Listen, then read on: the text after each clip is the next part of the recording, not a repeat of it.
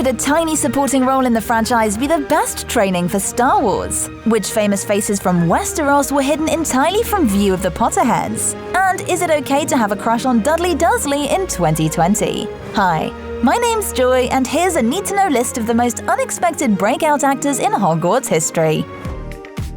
Domhnall Gleeson as Bill Weasley. First seen on screen in Harry Potter and the Deathly Hallows, Bill Weasley's flamboyant hair doesn't leave much doubt about his relation to Ron. The eldest son of the lovely family, the loyal member of the Order of the Phoenix, and the loving husband of Fleur Delacour, this daring wizard was embodied by a lanky Irishman who you've seen multiple times since. For the world's cutest ginger, Domhnall Gleeson, Harry Potter was not just a breakthrough cameo, but also an opportunity to work with his own father. Do you know who his dad was? Right, Brendan Gleeson played Alistair Mad-Eye Moody. I was a massive fan. When they asked my dad to play Mad-Eye, I was so incredibly excited. I said, listen, if one of the other brothers' parts comes up, you need to get me in for an audition. Domhnall admitted in one of the interviews. Lucky for us, he got it, and now he's been on our radars ever since. Gleeson's talent is versatile. His roles range from the last of the romantics to infernal villains. Tim, in About Time, uses his supernatural power to find true love, start a family, and seize the moment. Meanwhile, General Armitage Hux in Star Wars The Force Awakens gives an Adolf Hitler-inspired speech to Force Order soldiers. And guess which movie was the one that prepared him to join the galaxy far, far away? Harry Potter was the best possible training for that, he told Entertainment Weekly. And then I was so thrilled just to get the opportunity to do it that there was no sense of like, oh, I only get 4 lines or, you know, it was just a privilege to be there. Gleeson made our heads turn in Anna Karenina alongside Keira Knightley. In the Be Right Back Black Mirror episode, he plays the software recreation of a dead boyfriend. In another sci-fi masterpiece, Ex Machina, his role is switched. He studies the female cyborg Ava through Turing tests. Gleeson's career highlights include rocking in a band with Michael Fassbender and Frank, wrecking us with his sincerity in the best possible way in Brooklyn, and even scouting with a team of fur trappers in The Revenant. This actor is capable of comedy, tragedy, and everything in between. In particular, his recent work in the HBO show Run will hook you.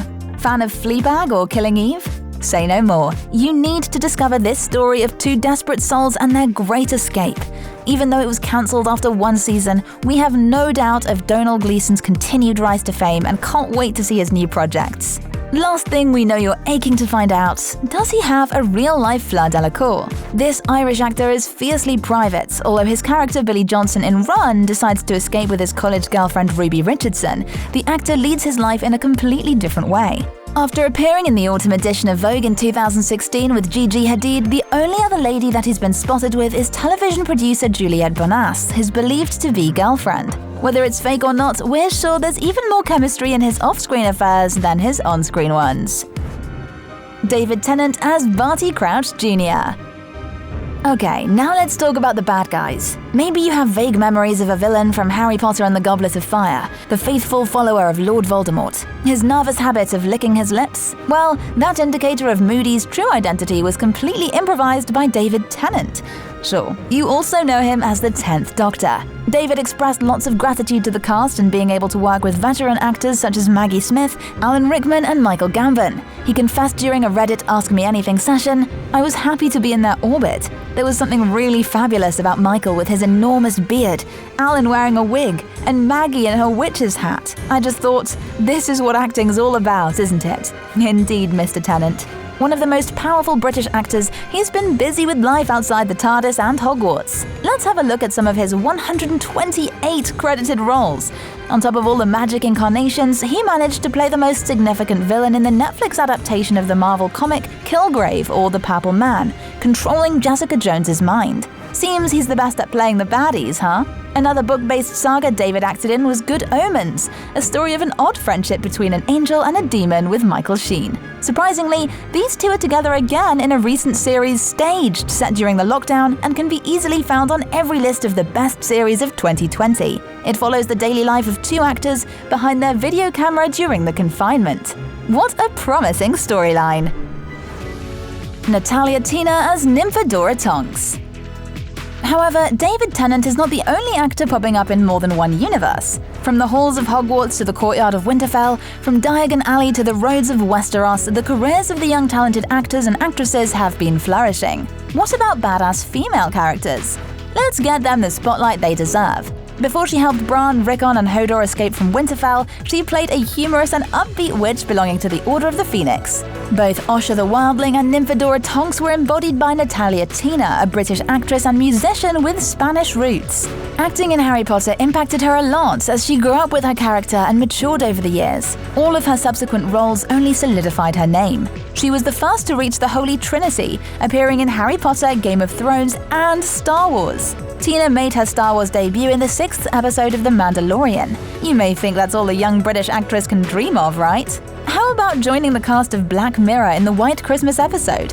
Or reuniting with Tom Felton in a YouTube series, Origins? And recently, miles away from those fantastic worlds, she played a captivating Spanish girl, Gabriela, in Sangre, the erotic thriller by Juan Schnittman, filmed in the Argentinian Delta. Oh yes, Natalia Tina is as committed and fiery as her characters. Another famous face from Westeros is Freddie Stromer. I bet you recognized him while binge-watching Bridgerton on Netflix. Well, he was also cast as Cormac McLagan, an aggressive Quidditch player in Harry Potter and the Half-Blood Prince, as well as Samwell Tarly's brother in Season 6 of Game of Thrones. Such a thrilling crossover. Robert Pattinson as Cedric Diggory. I don't want you to feel attacked, but the Twilight saga has been our wholehearted guilty pleasure of the early 2000s.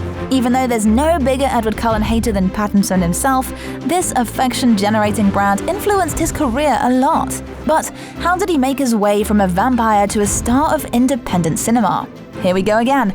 All roads lead to Hogwarts. Before appearing on posters in every teen's bedroom, he landed his first major role, Cedric Diggory in Harry Potter and the Goblet of Fire. The 17-year-old had to choose between appearing in the franchise and attending university. As we know, he ended up battling Harry in the Tri-Wizard Tournament. Reminiscing about it, Pattinson said that his Harry Potter experience is the reason why he's still acting. I remember going to Tokyo for the first time and sitting in my room, looking out over the city and being like, how has this happened? It was really special and I really like that movie. I wouldn't be acting if it wasn't for that. Then there was the movie Remember Me, where he was partnered with Pierce Brosnan, followed by the adaptation of the circus novel Water for Elephants, with the ageless Reese Witherspoon. In his first 10 years in the movie industry, he appeared in 18 major projects and several short films. Have you seen him in the new Christopher Nolan film Tenet? What about the Netflix thriller Devil All the Time? And let's not forget his work with Willem Dafoe in The Strangest Movie of 2019, a psychological horror film by Robert Eggers, The Lighthouse.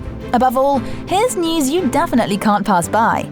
He landed the role of the decade, a great reason to wait for 2021. Pattinson will appear as the titular star in the upcoming Batman by Matt Reeves, which we can't wait to see. Meanwhile, let's watch the actor playing a mysterious preacher in The Devil All the Time, a recently released psychological thriller on Netflix. As you can see, Pattinson managed to break away from the vampire saga that made him famous, and with these changes, his relationships have changed too. After his public breakup with the art pop diva FKA Twigs in 2017, we haven't heard much about his private life, except through the stunning album Magdalene by FKA Twigs. However, it's been over 2 years now that Robert has happily been with the 28-year-old model and actress Suki Waterhouse. Both introduced to modeling at a very young age, and both die-hard movie buffs, they seem to be inseparable. Harry Melling as Dudley Dursley. Taking the adrenaline shot of The Devil of All Time, you may notice someone suspiciously familiar playing alongside Pattinson. I bet you've already seen his performance as Harry Baltic, a young Kentucky chess pro in Queen's Gambit.